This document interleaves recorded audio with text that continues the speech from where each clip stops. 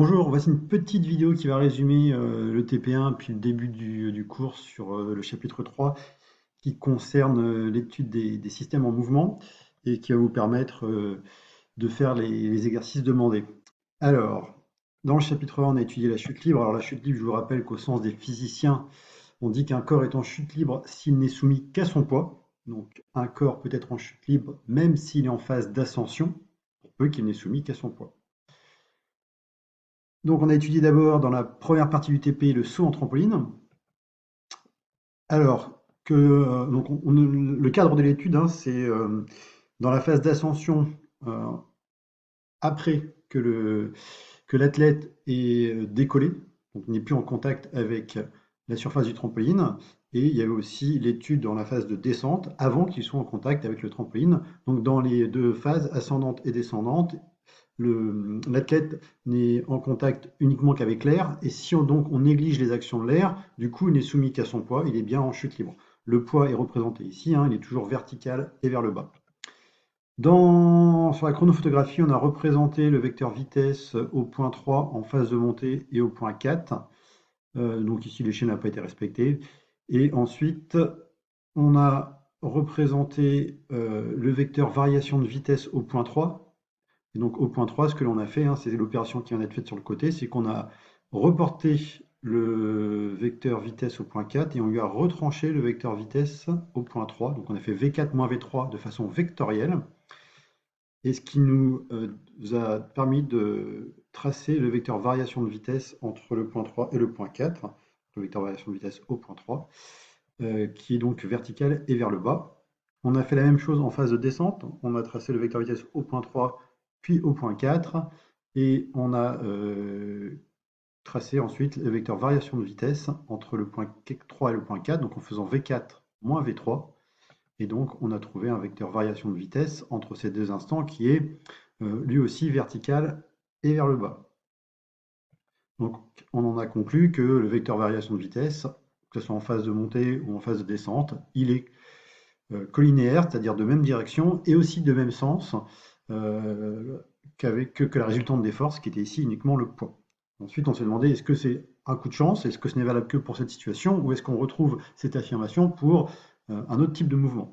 Donc, ensuite, on a étudié le mouvement parabolique d'un ballon de basket qui est lancé.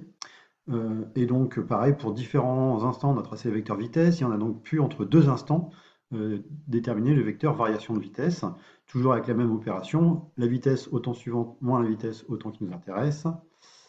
Voilà ce qu'on voit ici. Et on trouvait le vecteur variation de vitesse. Alors nous, le vecteur variation de vitesse était directement donné par régressie. On n'avait pas procédé à un tracé à la main, mais on avait trouvé la même chose au point 19, donc en faisant V20 moins V19. Voilà, on retrouve un vecteur variation de vitesse qui est orienté, encore une fois, verticalement vers le bas, tout comme la résultante des forces, qui était ici aussi uniquement le poids, puisque le ballon de basket était aussi en chute libre. Donc la conclusion de ce TP, qu'il faut retenir, c'est que entre deux instants t et t plus delta t, le vecteur variation de vitesse a même sens et même direction que la résultante des forces.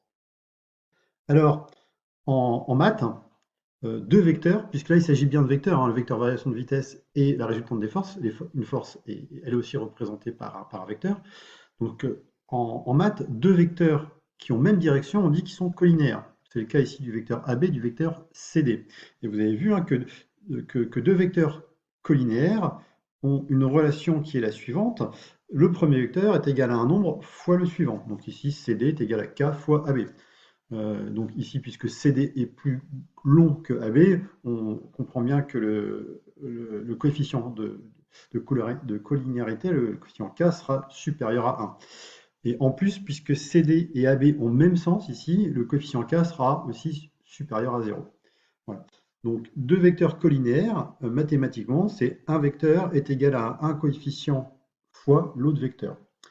Et pour les vecteurs collinaires, cette relation, elle est aussi vraie de manière scalaire, c'est-à-dire elle est aussi vraie pour la norme des vecteurs. Donc je peux aussi écrire que la norme du vecteur CD est égale à k fois la norme du vecteur AB. Ça, c'est vraiment valable que pour les vecteurs collinaires, hein.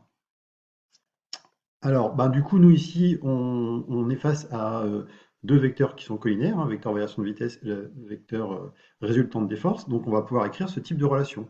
La résultante des forces, qu'on nomme somme des forces, donc c'est la somme des forces qui s'exercent sur le système. Alors parfois on trouve simplement le symbole F majuscule pour dire résultante des forces. Moi je mettrais somme des forces. La somme des forces est égale à un coefficient de collinéarité fois le deuxième vecteur qui est ici le vecteur variation de vitesse. On trouve bien le fait que résultante des forces et variation de vitesse sont collinéaires. Alors la question c'est ce coefficient K, que vaut-il? On verra dans le prochain TP que ce coefficient K est égal à la masse du système que l'on étudie que divise la durée delta t sur laquelle on applique cette loi. Hein, parce que là la loi elle est appliquée entre deux instants t et t plus delta t, donc le delta t c'est celui-ci. Alors, la relation, en général, on l'écrit plutôt de cette façon-là, c'est-à-dire que le delta t, on le met sous le delta v, parce qu'on verra l'année prochaine que delta v sur delta t, c'est ce qu'on appelle l'accélération en physique. Voilà. Donc cette année, pour l'instant, on se limitera à cette notation-là. Et tout comme pour les vecteurs AB et CD, cette relation vectorielle, elle est aussi vraie d'un point de vue scalaire. Donc je peux oublier le caractère vectoriel, donc elle s'applique aussi à la norme, c'est ça que je veux dire par scalaire, elle s'applique aussi à la norme des vecteurs. La norme du vecteur résultante des forces est égale à la masse du système fois la norme du vecteur variation de vitesse que divise la durée sur laquelle on applique, sur la durée sur laquelle on a estimé la variation de vitesse. Un exemple possible d'application de ce que je viens de dire, c'est que si on a par exemple un système qui pèse 1 kg et qui subit une variation de vitesse de 2 mètres par seconde sur une durée de 1 seconde, c'est-à-dire que sa vitesse augmente de 2 mètres par seconde en 1 seconde, on peut donc en déduire que notre système, il a subi une force de valeur 1 fois 2 que divise 1, c'est-à-dire 2. 2, alors c'est des kilogrammes fois des mètres fois des secondes moins 1 que divisé seconde, donc ça fait des kilogrammes mètres seconde moins 2. Et on sait qu'une force est en newton, donc au passage, on voit comment s'exprime le newton dans le système international. Les newtons, c'est des kilogrammes mètres seconde moins 2. Donc voilà, donc notre système de 1 kg là, qui subit une variation de vitesse de 2 mètres par seconde sur une durée de 1 seconde, on peut en déduire qu'il est soumis à une résultante des forces qui vaut 2 newtons. Au passage, vous verrez que les unités qui sont utilisées, c'est les unités du système international. Donc pour la masse, c'est le kilogramme, pour la vitesse, les mètres par seconde, et pour la durée, la seconde. C'est tout pour cette vidéo.